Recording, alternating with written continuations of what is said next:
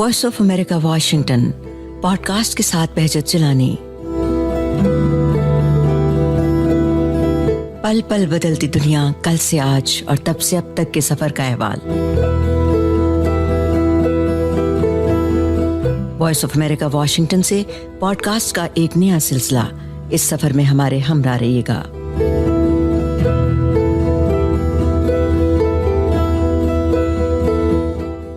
आज पाकिस्तान के cultural मंजरनामे, film, television actor, दानिश्वर, public speaker, column निगार, teacher और ड्रामा नवीस नईम ताहिर से एक दिलचस्प मुकालमा पेश कर रहे हैं। फिल्म हो, ड्रामा हो या पाकिस्तान का कल्चरल सीन या फिर रिसर्च और तहकीकी काम, इतने मुख्तलिफ शोबों का अहाता करने वाले नईम ताहिर इस वक्त हमारे साथ हैं और गुफ्तगू का आगाज़ किस तरह करूं, ये एक मुश्किल मरहला है मेरे लिए। चलिए ऐसा करते हैं, नईम ताहिर से ही एक सवाल करते हुए बात का आगाज़ करते हैं। पहले तो रिवायती बात कि आपके वक्त का शुक्रिया और पॉडकास्ट कल और आज में आपका खैर मकदम। नईम साहब, आपका तारुफ कराने की तो कोई ज़रूरत ही नहीं क्योंकि बहुत से शोबे आपकी भरपूर पहचान है। लेकिन अगर मैं आपसे कहूँ कि आप खुद को मुतारिफ कराएं तो अपने बारे में क्या कहेंगे? आपके नज़दीक या आपके दिल के करीब ऐसा कौन सा काम है जिसे आप अपनी शनाख्त के तौर पर बयान करना चाहेंगे? अस्सलाम वालेकुम बहजत। पहले तो मैं आपको मुबारकबाद देना चाहता हूँ इस बात पे कि आपने एक ऐसे मौजू पे बात करनी शुरू की है। वो मौजू इंतहाई अहम है, लेकिन हम जिंदगी की हमाहमी में उसको नज़रअंदाज कर जाते हैं, और जब नज़रअंदाज कर जाते हैं तो हमारा अपना ही नुकसान होता है। आंखें खोल के जीना बेहतर है बजाय आंखें बंद करके जीने के। तो आपने इस मौजू को गुजरते वक्त के बारे में सोच को जो आपने बढ़ाया है, मैं समझता हूँ एक बहुत अच्छा सिलसिला है और अल्लाह आपको इसमें कामयाब करे और सारे लोग आपके साथ ताउन करें। बाकी जहाँ तक मेरी पहचान का है मैं अब तक बुल्ले की इसी बात पे फंसा हुआ हूँ कि की जाना मैं कौन। बहुत खूब। मैंने बहुत कोशिश की कि अपने आप को पहचान सकूं। मैंने वो किया जो मेरा जी चाहा, मैंने वो बहुत कम किया जो मसलहत ने मुझे समझाया। मैं जब से मैंने होश संभाला है, मुझे आर्ट और कल्चर में दिलचस्प पैदा हो। मेरे वालिदैन चाहते थे कि मैं डॉक्टर बन जाऊं। मेरी वालदा बर्रे सगीर की पहली खातून डॉक्टर थी। मेरे वालिद उस जमाने के बहुत आलिम और इंस्पेक्टर ऑफ स्कूल्स भी थे। कुछ लोग इंजीनियर बन रहे थे, कुछ लोग डॉक्टर बन रहे थे। लेकिन मैं इस चीज़ का गुनाहगार ज़रूर हूँ कि मैंने उनकी ख्वाहिशों को पूरा नहीं किया।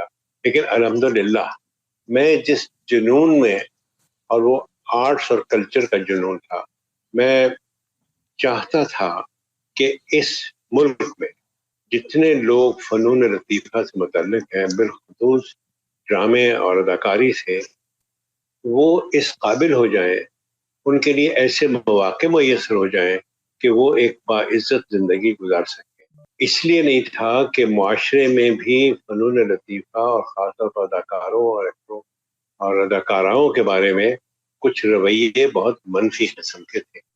तो अल्हम्दुलिल्लाह मेरी जिद्दोजहद में मुझे अल्लाह ताला ने काफ़ी कामयाब किया और मुझे कई ऐसे लैंडमार्क हैं जिनको मैं फ़ख्र से जिनका तज़किरा कर सकता हूँ। तो ये मेरी पहचान है, अगर बनती है लीजिए।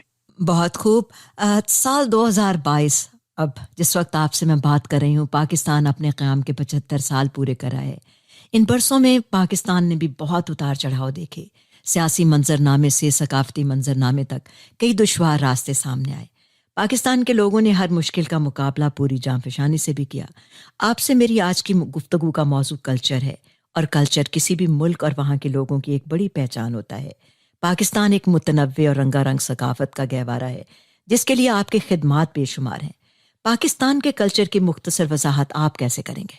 बेहजत, ये कल्चर एक इतना वसी मौजू है कि इसको मुख्तसर करते करते ही तवील हो जाता है। लेकिन चूंकि आप चाहती हैं कि आपके वक्त की कीमत का एहसास किया जाए, तो मैंने आपकी शायद एक नज़र से गुजरी हो कि मैंने इस खित्ते की सरजमीन की तारीखी और सकाफती जिंदगी के कबल अज मसीह 5000 साल तक की तारीख 7 साल रिसर्च करके قلم بند کی ہے اور اس کتاب کا نام ہے ملوحہ. تو اس میں نے یہ سارا سفر طے کیا ہے اپنی ہی شناخت کرنے کے لیے. اب اگر موٹی موٹی چیزیں جو عام طور پہ محسوس کی جاتی ہیں ان میں ایک بات یہ کہوں گا کہ ہمارے یہاں جو وقت کے ساتھ نقصان ہوا ہے وہ احساس کا نقصان ہوا ہے کہ ہم نے اپنی تاریخ کی، اپنی روایت کی جو بہت اچھی اچھی چیزیں تھیں ان کو نظر انداز کر دیا. سب سے بڑی قربانی جو ہے وہ زبان کی ہوتی ہے، کیونکہ زبان نمائندہ ہوتی ہے آپ کے ثقافتی روایت کی. تو آپ یہاں ایک مثال دیتا ہوں جو کہ مجھے بہت ہی تکلیف دہ مثال ہے. ایک بہت بڑے یہاں کے مشہور اسکول میں لکھا ہوا تھا یہاں پر اردو بولنا سختی سے منع ہے. اب یہ دیکھیے کہ ہم لوگ جو 1947 میں ہوش میں آ گئے تھے اور اس ملک کی بقا اور تاریخ کے لیے اپنی جانیں دے رہے تھے، ان لوگوں نے جو ورثے میں پائی تھی دفتری زبان یا بول چال کی زبان جو تھی وہ اردو تھی. یہ ضرور ہے کہ اپنی علاقائی زبانیں بہت رچ ہیں، بہت ان میں بہت کچھ ہے. پنجابی ہے، سندھی ہے، پشتو ہے، یہ سب زبانیں اپنی جگہ پہ ہیں، لیکن ایک مشترک زبان اردو کے طور پہ سب کے لیے قابل قبول تھی. اور اب میں آج 2022 میں جب یہ بورڈ لگا ہوا دیکھتا ہوں کسی اسکول میں کہ یہاں اردو زبان میں بات کرنا منع ہے، آپ مجھے بتائیے میرے دل پہ کیا گزرتی ہو. ہم نے سب سے زیادہ نقصان جو کیا ہے اپنی روایت کا کیا ہے. ہماری روایت میں بے حد خلوص، مہمان نوازی، پیار، محبت، گفتگو کا انداز اچھا، یہ ساری چیزیں تھیں. میں مانتا ہوں کہ وقت کے دباؤ کے تحت اور سیاسی تبدیلیوں میں ان رویوں میں تبدیلی آ سکتی ہے. وہ آنی بھی چاہیے کیونکہ زمانہ بدلتا ہے، سائنس بھی ترقی کرتی ہے اور میڈیسن بھی ترقی کر رہی ہے. اس طرح سے ان چیزوں کو قبول تو کرنا چاہیے، لیکن انسانی رویے، اخلاق، تہذیب، اس کو حد درجہ برقرار رکھنے کی ضرورت ہے. تو میں نے یہ محسوس کیا ہے کہ آرٹ اینڈ کلچر کو بالکل، جب تہذیبی کو آپ نظر انداز کر دیں تو آرٹ اینڈ کلچر بھی اسی کا حصہ ہے. میں نے اسی کوشش میں، آپ کو یہ معلوم ہے کہ بہت شروع میں ہی میں نے کالج کے زمانے میں ہی اپنا رخ متعین ہو گیا تھا. میرا ابتدا یوں ہوئی کہ میں گورنمنٹ کالج میں تھا اور ہم نے وہاں تحریک چلائی کہ اردو کا ڈرامہ ہونا چاہیے کالج کے لیے، جو اینول ڈرامہ ہوتا ہے جس میں سارے بڑے فخر سے دنیا کو بلایا جاتا ہے، اور گورنمنٹ کالج کا ڈرامہ بڑا مشہور تھا. تو میں اپنے تعلیم کے، جب میں ایم اے کے فائنل ایئر میں تھا، اس وقت ہم لوگوں کی، ہم 4-5 لڑکے تھے جو فائنل ڈرامہ گورنمنٹ کالج کا وہ کامیاب ہو گئی. تو پروفیسر سراج الدین پرنسپل نے کہا کہ ڈرامے کا ایک اسکرپٹ ہونا چاہیے. وہ اسکرپٹ ہمارا بہت جلدی میں سید ظفر سمدانی نے مولیر کے ڈرامے سے بنا دیا. لیکن پروفیسر صاحب سراج الدین صاحب نے کہا کہ میں اس اسکرپٹ کو اس وقت قبول کروں گا جب اس کو سید امتیاز علی تاج صاحب دیکھ لیں اور یہ ٹھیک معلوم. یوں مجھے سید امتیاز علی تاج صاحب کے بعد، اور یہ میری زندگی کی بہت ایک اہم بات تھی کہ میں نے پھر ان کی شخصیت سے بہت کچھ سیکھا، ڈرامہ بھی سیکھا، ڈرامے کے بارے میں پڑھا لکھا. جو میرا ایک جنون تھا اس کو اب ایک مطالعے کے سہارے سے اور ایک اچھے استاد کے سہارے سے اس میں ایک ترتیب آ گئی. میری شادی ہو گئی یاسمین سے، وہ بھی ڈرامے کی شوقین تھی. اس کے بعد پھر مجھے راک فیلر فاؤنڈیشن سے ایک ایسا فیلوشپ میں گیا جو 4 سال میں ایک ایشین کو دیا جاتا تھا، اور میں نے خوش قسمتی سے مجھے اور یاسمین دونوں کو دے دیا تھیٹر آرٹس میں یونیورسٹی آف کیلیفورنیا سے ماسٹرز کیا. اس کے بعد آ کے میں زمانے میں ڈرامے کا انچارج تھا. فیض صاحب نے آرٹس کونسل کو ٹیک اوور کر لیا ہوا تھا اور مجھے انہوں نے ڈرامے کا انچارج رکھا. اب جو میں نے تحریک چلائی اس میں یہ تھا کہ ڈرامہ جب تک اوریجنل نہیں لکھا جائے گا اس وقت تک پاکستان میں ڈرامے کی ترویج نہیں ہوگی، صرف اڈیپٹنگ.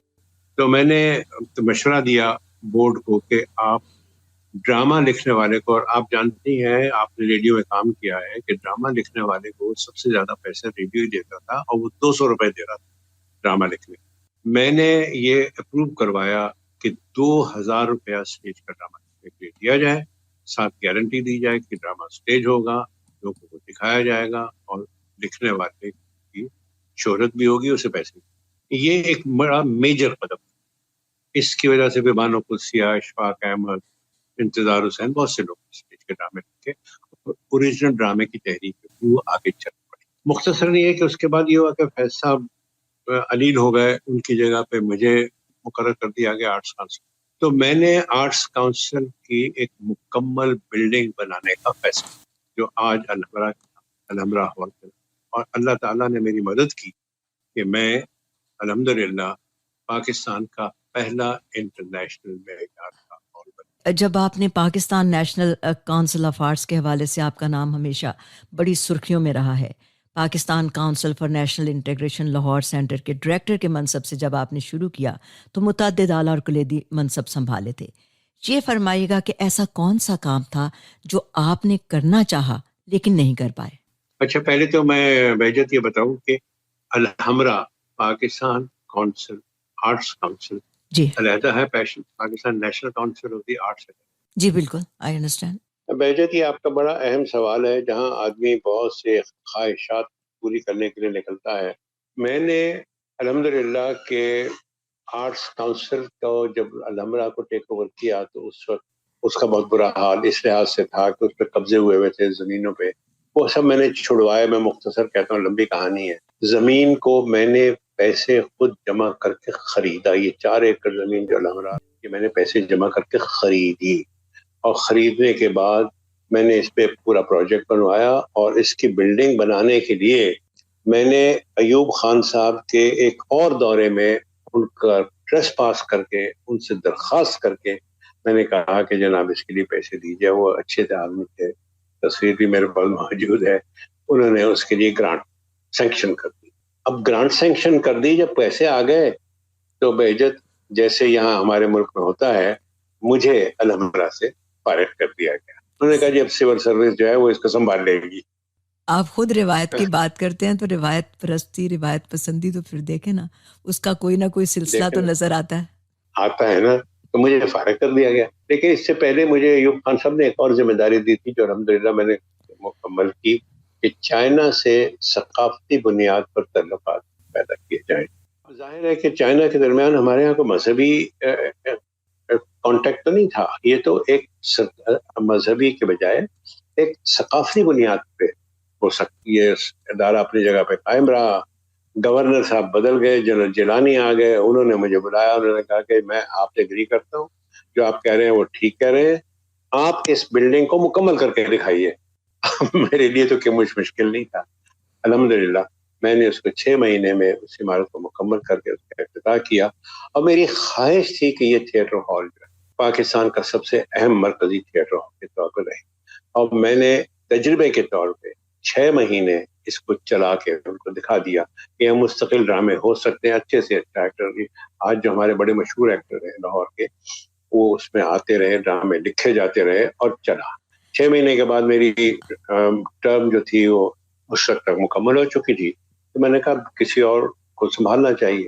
اور اس کے بعد سے وہ بیشتر بندی پڑا رہتا ہے. مجھے اس بات کا افسوس ہے. جی، ڈرامے کی بات ہوئی ہے تو بڑا دلچسپ ایک عنوان ہے آپ کی تصنیف کا، یہ جلسہ اردو ڈرامے کا. پھر اردوی ڈرامے کے حوالے سے ایک اور تصنیف تھی آپ کی، سیل رواں بھی. تو اب یہ بتائیے کہ کل سے آج تک ڈرامے کا سفر آپ کی نظر میں کیسا رہا؟ آپ نے ڈرامے لکھے، آپ نے ڈرامے پروڈیوس کیے، آپ نے ڈراموں میں کام کیا، تو یہ سارا سفر جو کل سے آج تک کا یہ سفر ہے، اس کو کیسے دیکھتے ہیں؟ بہجت، آپ مجھے ایک جاسوس معلوم ہوتی ہیں. آپ کو کیسے معلوم ہے کہ میں نے یہ ڈرامے لکھے ہوئے؟ جلسہ اردو ڈرامے کا تو ایک بڑی ایک انٹرسٹنگ تجربہ ہے. بالکل، وہ مجھے سیل رواں بھی. جی مجھے بہت یہ دلچسپ لگی یہ چیز. میں نے کہا یہ ضرور سننے والوں کو بتائیں، کیونکہ جسے کہنا چاہیے ڈراموں کے حوالے سے جو سامنے نظر آ جاتا ہے اس کو تو بہت سارے ہمارے لوگ جانتے ہیں، لیکن جو نظر نہیں آتا اور آپ نے کیا کیا کیا ہے، تو یہ جو ڈرامے کا سفر ہے کل سے آج تک کا، اس کے بارے میں کچھ تھوڑا سا بتائیے ہمارے سننے والوں کو. پہلے تو میں آپ کے اس سوال کا جلسہ اردو ڈرامہ کیا چیز. جلسہ ایک قدیم لفظ ہے جو واجد علی شاہ کے زمانے میں ڈرامے کے لیے استعمال ہوتا تھا. لفظ ڈرامہ انگریزی کا لفظ ہے. اس سے پہلے جب انگریزی کا ہمارے پاس اثر و رسوخ نہیں ہوا تھا تو ڈرامے کو جلسہ کہا جاتا تھا کہ آج جلسہ ہوگا, محل میں جلسہ ہوگا, آج یہ ہوگا, وہ ڈرامہ ہوتا. یہ مجھے یہاں معلوم پہ نہیں تھا. ایک بہت خوب. اچھا. ہم بہت لوگوں کو نہیں معلوم تھا. تو جب یہاں ایک اردو کانفرنس ہو رہی تھی تو انہوں نے مجھ سے کہا کہ اردو کانفرنس میں ایک ڈرامہ کر دیجئے. تو میں نے یہ سوچا کہ اردو کانفرنس ہے تو اردو کانفرنس میں تو ڈرامے کا ڈرامہ بتانا چاہیے کہ کیا ہے. تو میں نے اس کا نام لکھا جلسہ اردو ڈرامے کا. اور میں نے ڈرامے کی تاریخ یعنی اندر سبھا سے لے کے آج کی فلم اور ڈرامے کے قربت کے حساب تک سب ڈرامے میں جو مستقل اور مشکل اور مختلف دور آئے ہیں, جس میں ایک بلند آوازی کا دور تھا, کبھی بہت زیادہ گلیمر کا دور تھا, یہ سارے ادوار کی میں نے جھلکیاں پیش کی ہیں جلسہ اردو ڈرامے میں. تو جلسہ اردو ڈرامے کا ڈرامے میں ڈرامے کی تاریخ ہے. سیر رواں ایک مختلف چیز ہے. وہ یوں ہے کہ مجھ سے کہا گیا کہ 14 اگست کو ایک ڈرامہ سٹیج ہونا چاہیے خاص. تو میں نے سوچا 14 اگست تو ہماری آزادی کا دن ہے, تو میں کیوں نہ آزادی کی تاریخ جو ہے وہ ڈرامے میں پیش کر دوں. تو سیر رواں اس تحریک پہ ایک ڈرامہ بنایا ہے جو یوں سمجھیے کہ 1609 عیسوی سے شروع ہوتی ہے, جس دن جہانگیر نے بادشاہت کا اٹھایا تھا ذمہ داری. تو یہ سارا سفر جو ہے یہ میں نے سیر رواں میں لکھا ہے. اور اس کے بعد یہاں سے پھر دوبارہ آزادی کا سفر جو ہے وہ دوسرا اس کا ایکٹ. ڈرامے کی بات ہو رہی ہے تو ڈرامے کے ساتھ آپ کا گہرا تعلق رہا, جیسے کہ میں نے پہلے بھی کہا, آپ نے تحریر بھی کی, آپ نے ڈراموں میں کام بھی کیا, آپ نے ڈراموں کو پروڈیوس بھی کیا, ڈائریکٹ بھی کیا. تو یہ ڈرامے کا سفر کیسا ہے آپ کی نظر میں, کل سے لے کر آج تک کا, جتنے کوئی اشروں پہ محیط ہے آپ کا یہ سفر, اس کے حوالے سے کچھ بات بتائیے ہمارے. آج کا ڈرامہ کہاں کھڑا ہے, کل کہاں سے شروع ہوا اور کس طرح سے یہاں تک پہنچا؟ بہجت اس میں جہاں تک مقصد یہ تھا کہ ڈرامے میں حصہ لینے والے فرد کو باعزت بنایا جائے اور وہ اپنی روزی عزت سے کما سکے, اس میں تو کافی بہتری واقع ہوئی. میں عرض کر رہا تھا کہ ڈرامے کی اب کئی فارمز ہیں, کئی طریقے سے ذریعہ اظہار استعمال ہو رہا ہے بدلتے زمانے کی روایات کے مطابق. اب ٹیلی ویژن بھی ہے, اسٹیج بھی ہے, یوٹیوب بھی ہے, بہت سے کئی چیزیں ایسی آ گئی ہیں, تو انٹرنیٹ بھی ہے. تو اب ڈرامے کے اداکار کو باعزت ہونا اس کے اپنے کردار کی بات ہے اور اپنے کمال کی بات. مواقع موجود ہیں. اگر اس کی فارم سٹیج کو دیکھا جائے تو سٹیج پہ کام کم ہوتا ہے, اور سٹیج پہ عام طور پر وہ عوامی ڈرامہ ہو رہا ہے جو عوامی نقطہ نظر سے زیادہ تفریح کا موجب بنتا ہے, اور صرف الحمرا کا ہال نہیں رہ گیا اور بہت سے لوگوں نے ہال بنا لیے. پاکستان میں جو میں نے میں سمجھتا ہوں جس میں مجھے بڑا فخر ہے, وہ میں نے national council of the arts Islamabad میں اس کا پورا کمپلیکس بنایا, جس میں 24 آرٹ گیلریاں ہیں, اور میں نے اس میں ایک تھیٹر ہال بھی بنایا ہوا ہے. تو چنانچہ وہاں بھی تھیٹر فیسٹیول ہم کرتے رہے اور اب بعد میں بھی ہوتے ہیں. تو تھیٹر کافی حد تک زندہ ہوا ہے, اور اس کی دوسری فارم ٹیلی ویژن تو ایک مستقل فارم ہے ہی. فلم یہاں زیادہ ابھی نہیں بن رہی, لیکن آہستہ آہستہ میرے خیال میں بننے لگ جائے گی. لیکن جو نئی فارمز ہیں نا, جس میں ویڈیو ہے اور یوٹیوب پہ ہے, یہ نئے رستے کھل رہے ہیں. تو میں سمجھتا ہوں کہ ڈرامے نے کافی, اور ڈرامہ لکھنے والوں میں اور ڈرامہ ایکٹ کرنے والوں میں, ڈائریکٹر میں کافی بہتری کی صورت پیدا ہوئی ہے. اور میں اپنی زندگی میں جتنی امید رکھ سکتا تھا, میرا خیال یہ ہے کہ مجھے بہت زیادہ ندیدہ نہیں ہونا چاہیے. کسی حد تک مجھے اس میں شک بھی ہے کہ میں کہیں نہ کہیں اس میں میرا رول اچھا مثبت رہا ہے. اچھا یہ بتائیے گا کہ آج کا جو فنکار ہے ڈرامے کا، فلم کا یا تھیٹر کا، بلکہ میں نے دیکھا ہے کہ بہت سارے اب تو یہ ہوتا ہے کہ ڈرامے کے لوگ فلم میں بھی جاتے ہیں، تھیٹر میں بھی کام کرتے ہیں. آپ کچھ کہنا چاہیں گے آج ان شعبوں میں کام کرنے والوں سے؟ آپ کے پاس ایک برسوں کا تجربہ ہے، کیا کمی دیکھتے ہیں جو ان فنکاروں کو دور کرنے کی ضرورت ہے، یا کیا چیز ہے جس کے ذریعے وہ مزید بہتر طور پر آگے بڑھ سکتے ہیں؟ یہ بہت مشکل سوال ہے بیجت، لیکن میں مختصر یہ کہوں گا کہ اگر آپ اس فن سے متعلق ہو گئے تو اس کی روایات کا بھی مطالعہ کیجئے، اس کے سوشل رول کا بھی مطالعہ کیجئے، اور پیغام رسانی کی اہمیت جو اس فن سے ہے اس کا بھی احساس کیجئے. آپ جب اسٹیج پہ جاتے ہیں یا کسی ذریعے اظہار میں حصہ لیتے ہیں تو آپ کی سماجی ذمہ داری بھی بہت بڑی ہوتی ہے. سماجی ذمہ داری میں آپ کو رسپانسبل انفارمیشن، ایجوکیشن اور انٹرٹینمنٹ دینی چاہیے. اس کا مس یوز نہ کریں، اور اگر کوئی کرے تو کوشش کریں کہ اس کا ہاتھ پورا روکیں. میں ان سے یہی کہنا چاہوں گا کہ اپنی روایات کا مطالعہ کریں اور اپنی ذمہ داری کا احساس کریں. اللہ روزی دیتا ہی ہے، اگر آپ اور سے خلوص سے کام کریں گے تو انشاءاللہ آپ کو کامیابی بھی ہوگی اور آپ سماجی ذمہ داری کو بھی پورا کر سکیں گے. اچھا ایک بات اور کہ پاکستان کے اس 75 سالہ سفر کے بارے میں آپ کیسے سوچتے ہیں؟ کیا کچھ اچھا رہا اور ایسا کیا رہا جسے کرنے کی ضرورت تو تھی لیکن داخلی ہو، علاقائی ہو یا بین الاقوامی تناظر میں وہ کیا نہ جا سکا؟ کس طرح سے آپ اس کو دیکھتے ہیں؟ یا اللہ میجت، یہ اس سوال کے جواب کے لیے 75 سال کے لیے کم از کم 75 گھنٹے تو چاہیے، کم از کم 75 منٹ تو. That's true. That's true. بالکل صحیح ہے، لیکن نہیں، آپ سے بات کرنے کے لیے بھی بہت سارے گھنٹوں کی ضرورت ہے. اور کیونکہ میں نے جو کچھ سوچا اور جو کچھ لکھا، لیکن اسی وجہ سے کیونکہ اگر میں آپ کے کام پہ ایک ایک کر کے بات کرنے لگوں تو بلیو می کہ پھر تو کئی دن چاہیے اس انٹرویو کو کرنے کے لیے. تو اسی وجہ سے میں نے شروع میں ہی یہ کہا کہ آپ مجھے بتائیے کہ کون سی چیزیں آپ خود چن کے تاکہ اس کے اوپر بات کر لیں اور بات اس طرح آگے بڑھ جائے. میں تو سن 37 میں پیدا ہوا تھا، لہٰذا میں نے بہت سے ادوار دیکھے ہیں. سن 47 میں جو جذبہ تھا وہ ایسا تھا کہ ملک کو بنانا ہے، ملک کو بہتر سے بہتر کرنا ہے. اس کے بعد اس میں ایک ایلیمنٹ آ گیا لالچ کا، جس میں کچھ لوگوں نے الاٹمنٹس اور فائدہ اٹھانے کی شارٹ کٹس ڈھونڈنے شروع کر دی. اس سے سوسائٹی میں بہت سا بگاڑ آیا، بہت سی لالچ پیدا ہو گئی، اور آہستہ آہستہ میں سمجھتا ہوں کہ سوسائٹی میں ایک رویہ پیسے کی اہمیت کا بہت زیادہ ہو. اس میں وہ توازن نہیں رہا جو اخلاقیات اور اپنی روایات اور اپنے کردار کے لیے اور اپنے جذبہ حب الوطنی کے لیے چاہیے ہوتا ہے. وہ کچھ لوگوں میں اس کا توازن برقرار نہیں رہا، وہ صرف پیسے کی لالچ میں چل پڑا. دوسری بات جو میں سمجھتا ہوں کہ جس میں اس میں فرق آیا وہ یہ آیا کہ ہم نے ایک ذہنی غلامی انگریزی کی شروع کر دی. جیسے میں شروع میں کہا تھا کہ ایک جگہ لکھا ہوا تھا کہ اس اسکول میں اردو بولنا منع ہے. تو زبان تو آپ کی روایت جو ہے اس کی امین ہوتی ہے. نتیجہ یہ کہ ہم لوگ انگریزی کے نہ انگریز بن سکے اور نہ ہم پاکستانی رہے.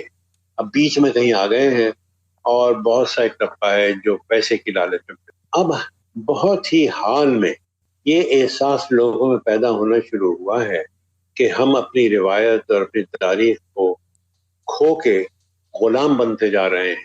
اب یہ احساس تھوڑا سا پیدا ہونا شروع ہوا ہے، اور خدا کرے کہ اس احساس میں کامیابی ہو اور ہم اپنی شخصیت، قومی شخصیت، اپنی من حیث القوم اپنی شخصیت کو پہچان سکیں، اس پہ فخر کر سکیں اور اس کو آگے بڑھا سکیں. اچھا آخری سوال اب میرا کیا ہے، وہ یہ ہے کہ آپ کے بیٹے، 2 بیٹے خاص طور سے، 3 بیٹے ہیں جن میں سے 2 بیٹے بہت نمایاں طور پر آپ کے نقش قدم پر چلے، اور خاص طور پر فاران تو یہاں ہالی ووڈ میں اپنا ایک خاص مقام اور انہوں نے نام پیدا کیا ہے.